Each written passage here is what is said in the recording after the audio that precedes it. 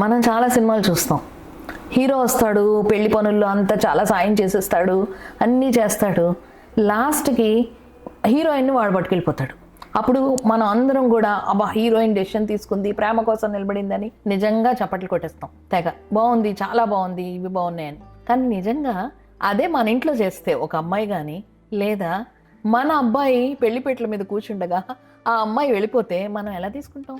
ఇలాంటి ఇంత అన్రియల్ విషయాల్ని, ఎందుకంటే చివరి నిమిషం దాకా అది చెప్పలేదు అంటే కనుక, ఎవరన్నా ఒక డెసిషన్ చెప్పలేకపోయారు అంటే కనుక దాని వెనకాల ఉన్న వ్యక్తిత్వ లోపాలు ఎవరికి కనబడట్లేదా?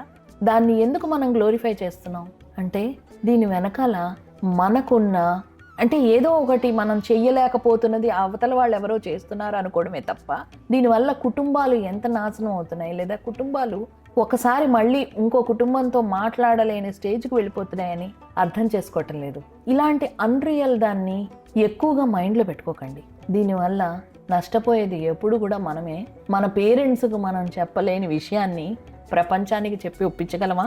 అర్థం చేసుకోండి.